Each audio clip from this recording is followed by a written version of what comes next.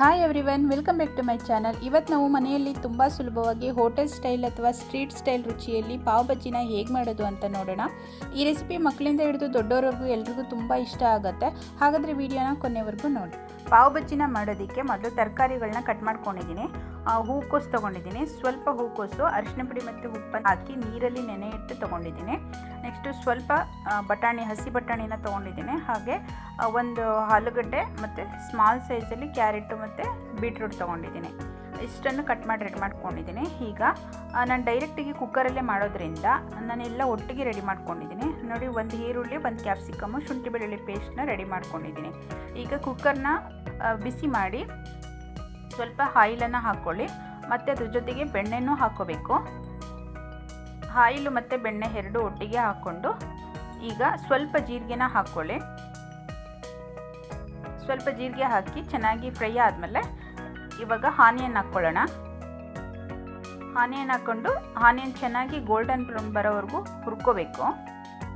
Onion ಚೆನ್ನಾಗಿ fry ಆದಮೇಲೆ ಇವಾಗ ಕ್ಯಾಪ್ಸಿಕಮ್ ಹಾಕ್ಕೊಳ್ಳೋಣ.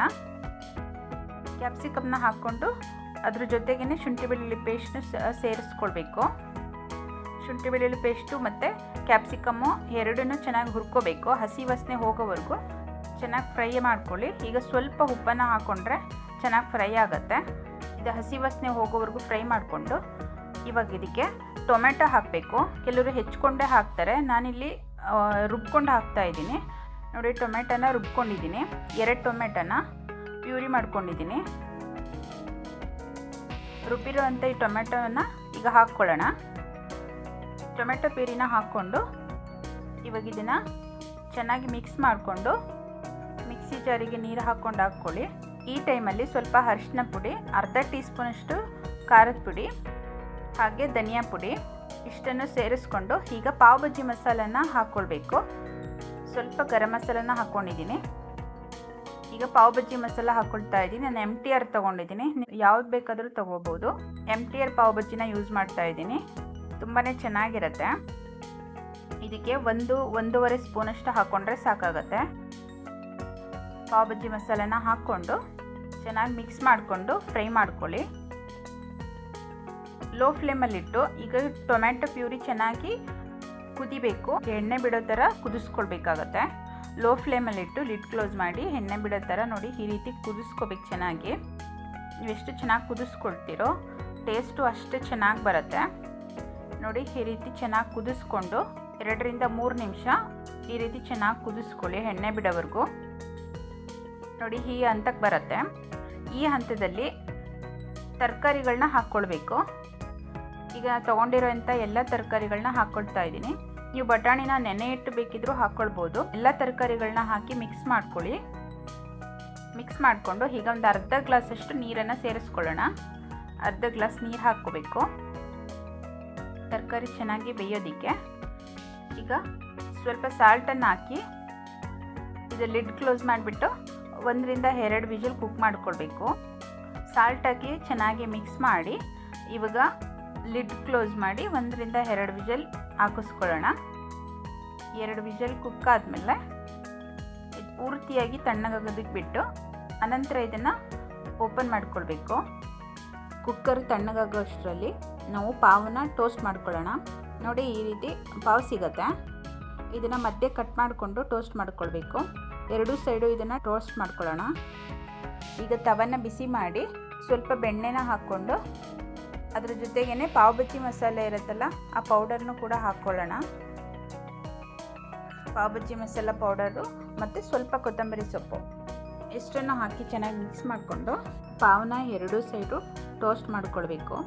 ಈ ರೀತಿ ಮಾಡೋದ್ರಿಂದ ಟೇಸ್ಟ್ ತುಂಬಾ ಚೆನ್ನಾಗಿರುತ್ತೆ. ಪಾವ್ ಬಜ್ಜಿನ 2 ಟೈಪಲ್ಲೂ ಮಾಡ್ಬೋದು. ಫಸ್ಟು ತರಕಾರಿಗಳನ್ನ ಬೇಯಿಸ್ಕೊಂಡು ಆಮೇಲೆ ಒಗ್ಗರಣೆನಾದರೂ ಹಾಕ್ಕೊಳ್ಬೋದು. ಇಲ್ಲ ಒಟ್ಟಿಗೆ ಕುಕ್ಕರಲ್ಲೇ ಮಾಡ್ಕೊಳ್ತೀನಿ ಒಂದೇ ಸಲ ಅಂತಂದರೆ ಈ ರೀತಿಯೂ ಕೂಡ ಮಾಡ್ಕೊಳ್ಬೋದು. ನಾನು ಒಂದೇ ಸಲ ಕುಕ್ಕರಲ್ಲೇ ಮಾಡ್ಕೊಂಡಿದ್ದೀನಿ. ನೋಡಿ, ಈಗ ಕುಕ್ಕರ್ ತಣ್ಣಗಾಗಿದೆ. ಈಗ ನೋಡಿ, ತರಕಾರಿಗಳೆಲ್ಲ ಚೆನ್ನಾಗಿ ಬೆಂದಿರುತ್ತೆ. ಇವಾಗ ಇದನ್ನು ಮ್ಯಾಶ್ ಮಾಡ್ಕೊಳ್ಬೇಕು. ಇದನ್ನು ಪೂರ್ತಿಯಾಗಿ ಮ್ಯಾಶ್ ಮಾಡ್ಕೊಳ್ಳಿ. ತರಕಾರಿ ಒಂದೊಂದು ಸಿಗಬಾರ್ದು, ಆ ರೀತಿ ಪೂರ್ತಿಯಾಗಿ ಮ್ಯಾಶ್ ಮಾಡ್ಕೊಳ್ಳಿ. ನೋಡಿ, ಈ ರೀತಿ ಮ್ಯಾಶ್ ಮಾಡ್ಕೊಳ್ಬೇಕು. ಇವಾಗ ಇದಕ್ಕೆ ನೀರನ್ನು ಹಾಕ್ಕೊಂಡು ಅಡ್ಜಸ್ಟ್ ಮಾಡ್ಕೊಳ್ಬೇಕಾಗತ್ತೆ. ತಣ್ಣೀರು ಹಾಕಬಾರ್ದು. ಇವಾಗ ನಾನು ಪಕ್ಕದಲ್ಲಿ ಬಿಸಿನೀರನ್ನು ಇಟ್ಕೊಂಡಿದ್ದೀನಿ. ಈಗ ಒಂದು ಅರ್ಧ ಗ್ಲಾಸಷ್ಟು ನೀರನ್ನು ಬಿಸಿ ಮಾಡಿಕೊಂಡು ಇವಾಗ ನೀರನ್ನು ಹಾಕ್ಕೊಳ್ಳೋಣ. ನೀರು ಹಾಕ್ಕೊಂಡು ಅಡ್ಜಸ್ಟ್ ಮಾಡ್ಕೊಳ್ಬೇಕು. ನಮಗೆ ಗ್ರೇವಿ ಯಾವ ರೀತಿ ಬೇಕೋ ಆ ರೀತಿ ಅಡ್ಜಸ್ಟ್ ಮಾಡ್ಕೊಳ್ಬೇಕಾಗತ್ತೆ. ಮತ್ತು ಈ ಟೈಮಲ್ಲಿ ಸಾಲ್ಟ್ ಏನಾದರೂ ಕಡಿಮೆ ಇತ್ತು ಅಂತಂದರೆ ಸಾಲ್ಟನ್ನು ಸೇರಿಸ್ಕೊಂಡು ಅಡ್ಜಸ್ಟ್ ಮಾಡ್ಕೊಳ್ಬೇಕು. ಇವಾಗ ಸಾಲ್ಟ್ ಸ್ವಲ್ಪ ಕಡಿಮೆ ಇತ್ತು ಅಂತ ಸ್ವಲ್ಪ ಹಾಕ್ಕೊಳ್ತಾ ಇದ್ದೀನಿ. ಸಾಲ್ಟ್ ಹಾಕ್ಕೊಂಡು ಚೆನ್ನಾಗಿ ಮಿಕ್ಸ್ ಮಾಡ್ಕೊಳ್ಳಿ. ಲೋ ಫ್ಲೇಮಲ್ಲಿ ಇಟ್ಕೊಂಡು ಇವಾಗ ಇದಕ್ಕೆ ಜಸ್ಟು ಒಂದು ಸಿಂಪಲ್ ಒಗ್ಗರಣೆನ ಮಾಡ್ಕೊಳ್ಳೋಣ. ಸ್ವಲ್ಪ ಬೆಣ್ಣೆ ಇಲ್ಲಾಂದರೆ ಆಯಿಲ್ ಆದರೂ ಸರಿ ಹಾಕ್ಕೊಂಡು ಇದಕ್ಕೆ ಪಾವ್ ಬಜ್ಜಿ ಮಸಾಲ ಪೌಡರ್ ಇರುತ್ತಲ್ವ, ಅದೇ ಪೌಡರ್ನೇ ಒಂದು ಅರ್ಧ ಸ್ಪೂನಷ್ಟು ಹಾಕ್ಕೊಂಡು ಸ್ಟವ್ ಆಫ್ ಮಾಡ್ಕೊಳ್ಳಿ. ಚೆನ್ನಾಗಿ ಮಿಕ್ಸ್ ಮಾಡ್ಕೊಂಬಿಟ್ಟು ಸ್ಟವ್ ಆಫ್ ಮಾಡಿಕೊಂಡು ಈಗ ಅದನ್ನು ಹಾಕಬೇಕು. ಗ್ರೇವಿ ಒಳಗಡೆ ಇದನ್ನು ಹಾಕ್ಕೊಂಡ್ರೆ ಆಯಿತು. ಸಖತ್ತಾಗಿರೋ ಸ್ಟ್ರೀಟ್ ಸ್ಟೈಲ್ ಟೇಸ್ಟ್ ಬರೋ ಅಂಥ ಪಾವ್ ಬಜ್ಜಿ ಇವಾಗ ರೆಡಿ ಆಯಿತು. ತುಂಬಾ ಈಸಿಯಾಗಿ ಮನೆಯಲ್ಲೇ ಮಾಡ್ಬೋದು. ಈಗ ಮೇಲೆ ಕೊತ್ತಂಬರಿ ಸೊಪ್ಪು ಮತ್ತು ಕಸೂರಿ ಮೇಥಿನ ಹಾಕ್ಕೊಂಡ್ರೆ ಆಯಿತು. ಸಖತ್ತಾಗಿರೋ ವೆಜಿಟೇಬಲ್ಸಿಂದ ಮಾಡಿರೋಂಥ ಸ್ಟ್ರೀಟ್ ಸ್ಟೈಲಲ್ಲಿ ತುಂಬಾ ಟೇಸ್ಟಿಯಾಗಿರುತ್ತೆ.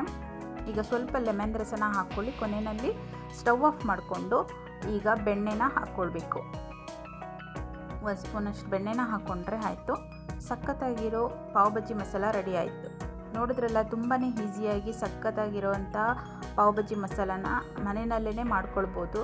ಚಿಕ್ಕವರಿಂದ ಹಿಡಿದು ದೊಡ್ಡವ್ರಿಗೂ ಕೂಡ ತುಂಬಾ ಇಷ್ಟ ಆಗುತ್ತೆ. ಡೈಲಿ ಒಂದೇ ರೀತಿಯಾದಂತಹ ಅಡುಗೆಗಳನ್ನ ಮಾಡಿ ಬೇಜಾರಾಗಿದ್ದರೆ ಒಂದೊಂದು ಟೈಮ್ ಈ ರೀತಿ ಮಾಡಿಕೊಂಡ್ರೆ ತುಂಬಾ ಚೆನ್ನಾಗಿರುತ್ತೆ. ಸ್ವಲ್ಪ ಡಿಫ್ರೆಂಟಾಗಿ ಕೂಡ ಇರುತ್ತೆ. ನೋಡಿದ್ರಲ್ಲ ಎಷ್ಟು ಚೆನ್ನಾಗಿ ಆಗಿದೆ ಅಂತ. ಇವಾಗ ಇದನ್ನು ಸರ್ವ್ ಮಾಡ್ಕೊಳ್ಬೋದು.